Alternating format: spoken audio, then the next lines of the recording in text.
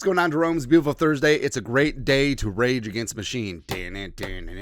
So, ESPN, the worldwide leader, more like the worldwide bleeder of subscribers. But the ESPN FPI, Football Power Index, power rankings are important and all that stuff.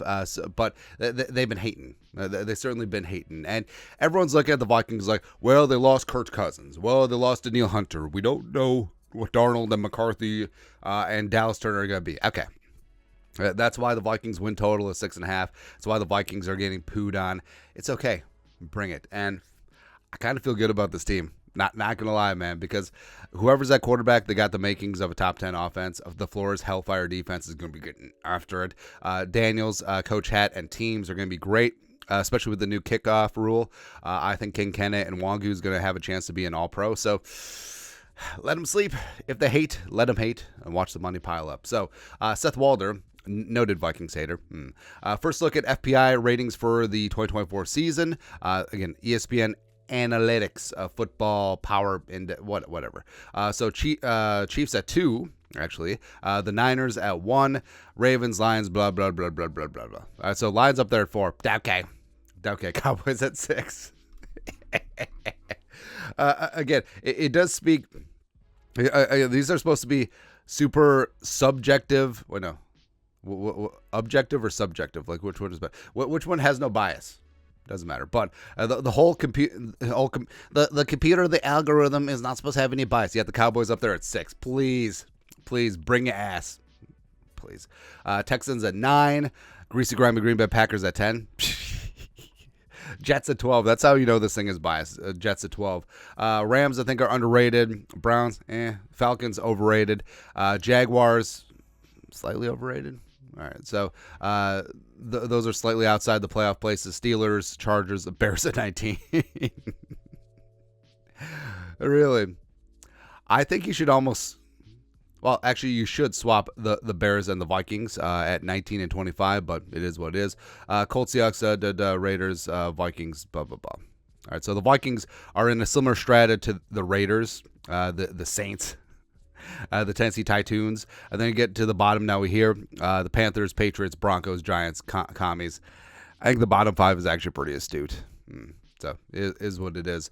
And looking at this, so the FPI, a power index, and then it breaks down by offense, defense, special teams. So for example, how's the Niners defense only 0.8?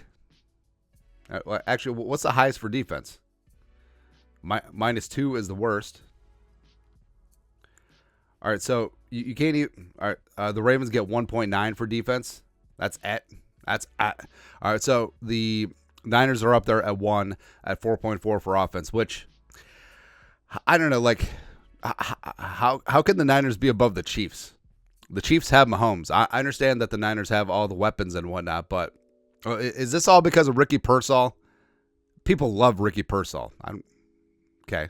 But for the Vikings, so offensively, they are a -2.5, which is great, which I'm sure is just biased against the questionable. Well, not even questionable, just it's not questionable, it's not uncertain, it's undetermined quarterback situation. Like, they don't know who is going to be good yet, but someone is going to be good. The defense is a .00. How can you look at the Flores defense and the way that he improved it from 2022 under Donishell and be like, that's a .00?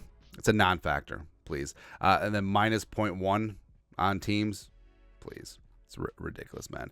Then you're looking at projections. So this is what's funny. So win-loss projection, you got the Chiefs. Oh, so the Chiefs aren't even number 1 in the Football Power Index, but they're number 1 in record projection. Okay. They're projected to be 11.1 and 5.9. So 11 and 6. Cool. 87% to make the playoffs, 74.4% to win the division, make Super Bowl 24%. How do we zoom in and enhance? And then win Super Bowl is 11%. Ooh, what ad do we have? Old Spice. Oh, man.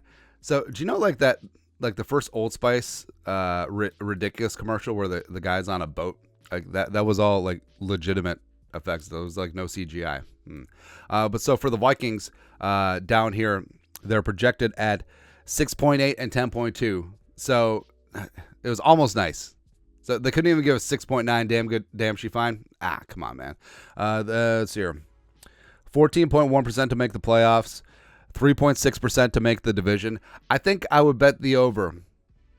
Because I don't remember off the top of my head what the Vikings' odds are for Jelly Beans to win the division, but I feel like they win the division more than 3.6% of the time. So, like worse than one time out of 25. That's ridiculous. Let's see, make conference, make Super Bowl. All right, so Vikings making the divisional round 5.1%, making the NFC title game 1.8, making the Super Bowl 0.6, and then winning the Super Bowl 0.2. So Wes Phillips. It's ridiculous, man. But it's okay. Hey, I fully understand why the national media is hating on the Vikings right now, but I don't know, man. Like 6.8 wins, 8th worst team in the National Football League. Nah. I could find 8 worst teams in the division, even though the math is not math in there. Doesn't matter. It's okay. But your thoughts are thoughts. ESPN Football Power Index, the powers that be, ranked the Vikings as the worst team in the NFL. That's what I have to say.